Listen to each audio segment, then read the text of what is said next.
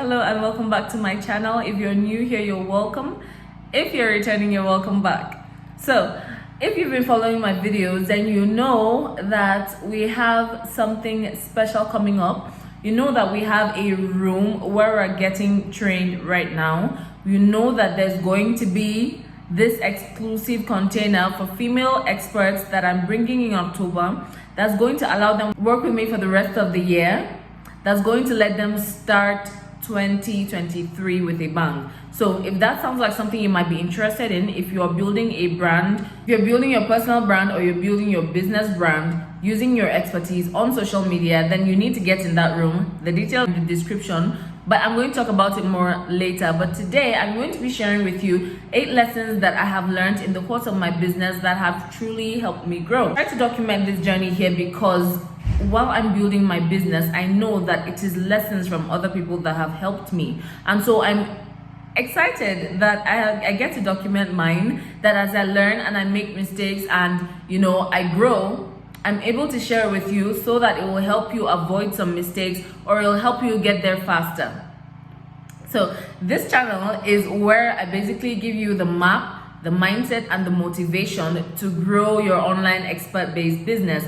If you're a coach, a consultant, a service business provider, an educator, whatever that you're doing, these principles that I have learned are going to help you greatly. The first thing is, most times people succeed not because they're smarter, but because they're willing to do the work.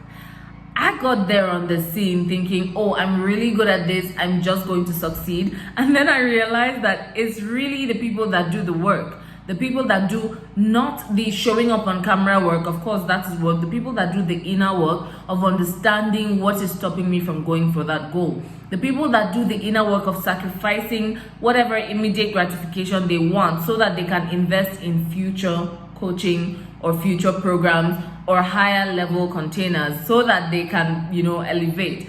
I'm understanding that it's the people that are willing to do the hard stuff that make it in this business, because it gets tiring and you have to put in a lot of work and a lot of effort before you even begin to see results. It took me about 7 months on Instagram before I earned 1 client. And that was 7 months of doing it by myself until I realized that I really should just get a coach. When I did, everything changed. So what I'm trying to tell you is you've got to be willing to do the hard stuff, the back end work, the brainstorming, the checking yourself to see what it is and dealing with it that's stopping you from reaching for the next level. What is it that's making you comfortable here? The work. Just be willing to do the work. Okay. The second thing that I have learned is how to master my time. I understand that we all have the same 24 hours, but the way that the successful people use their 24 hours is not the same. The difference between unsuccessful people and successful people is how they use their time. Now, I'm a wife, I'm a mom, I'm running my own business, I'm supervising people, I'm working with clients, I have kids.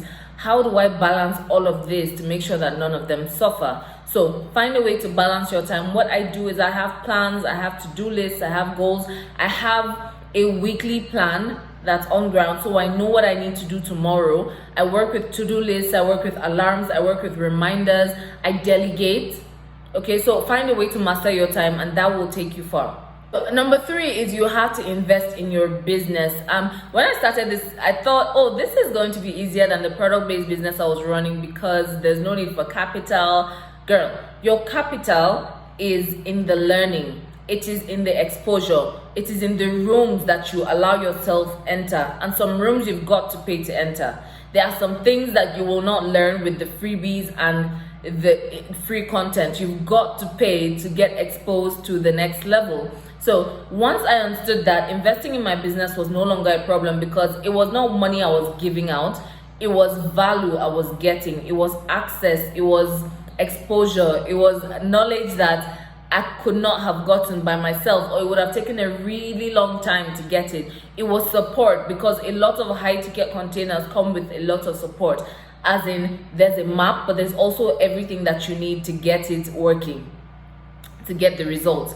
And let me tell you, when you invest in a coach, right, or a program, it is in that coach's interest for you to get results. So that fear of not getting results that's stopping you from investing in containers is really fearing that you are not going to put in the required work. And if that is how you feel, please see the first point I made. One thing I learned is your comfort zone will kill you.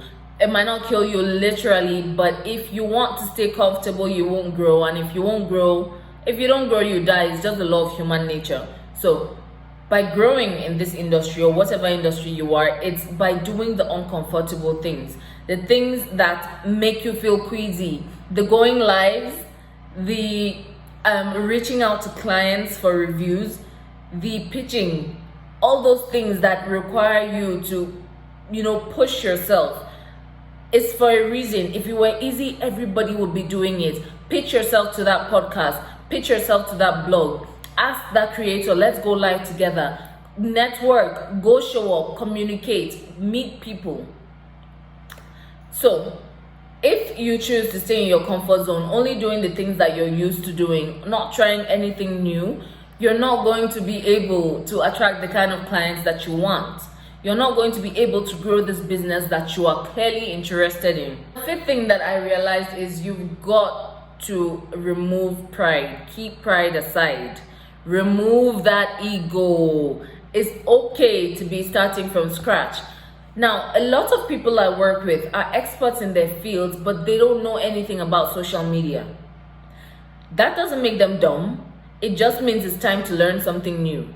So if you don't open your mind to learning from people, you're going to find yourself competing with people you should be learning from. Don't drop the pride. Drop the pride and go and learn what you need to learn to get to the next level, period. Don't be the person who knows there's a program that she should enter, but because she knows this person from way back, or she feels like this person is also on her level, so what can they teach her? You will miss what is for you. I hope that doesn't happen to you. The sixth thing I'm going to talk about is taking your calling seriously. Nobody has the vision like you.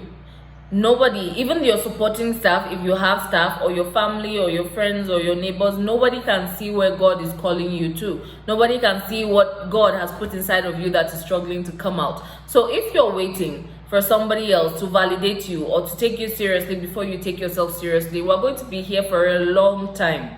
If you feel this calling to teach people how to cook, to teach people how to keep a home, to teach people how to sell, if you feel this calling to show up because you know that other people need to hear your side of the story, or other people are trying to leave an abusive home and you have done it so you can share, whatever it is that you're being called to help people with, if you don't take it seriously, if you don't take yourself seriously enough to find a way to make that thing happen, you're going to hate yourself in a few years. You're going to look back and you're going to regret all the chances that you didn't take, all the risks you didn't take. Even if you fall flat on your face, it will be preferable to how you will feel down the line, the regret you will feel for not trying. So all I'm asking you to do is try. Seventh thing I've learned is you cannot be a CEO, a businesswoman, all that bad whatever. You cannot do it if you're not willing to take risks. At the early stages, the risks are even little. Oh, show your face on camera. Oh, write your story, tell your story, all of that. Eventually, the risks are going to increase as you go further in your business, as you grow further with building your brand. The rooms that you want to get into are going to become more expensive. The people that are going to help you get to the next level are going to get more expensive. So if you have a problem with investing $100, now, how is it going to get any easier when it's time to invest $1,000 in your business? How is it going to get any easier if you are afraid to ask somebody to go live as a newbie, as somebody that's starting out? How will you be able to pitch yourself when it's time to speak on global stages and get paid? So everything happens stage by stage, but if you don't conquer whatever is at your stage now, you'll find it very difficult in the future to take those bigger risks that you're going to have to take. So whatever is looking risky right now, I'm asking you to try. 8 is that upskilling is a continuous journey. You have to keep learning. You've got to keep getting better. Number 1, because trends change. So as they come, you learn. Number 2, technology is evolving very, very quickly. 10 years ago, we didn't think that it was possible for you to be listening to me like this, for me to be sharing my story, for me to be doing something that comes naturally to me and getting paid for it. So if you don't keep learning, if you don't keep finding a way to pay to learn more, you're going to be stuck. And you're going to be stuck very quickly. And so you've got to keep learning, you've got to keep moving. When you get paid, all of that money is not yours. keep some aside for the next level, keep some aside for what you need to learn. Learning, if you are building an expert-based business or a brand, you are the business, you are the product. So investing in yourself is a constant, is a need, is if you want your business to get to the top, you've got to invest in yourself. People have gone before you, and you can get there faster, you can get there better. You won't be running around in circles trying to guess what they're doing that's making them have what they have. You're going to have access to ask those questions directly.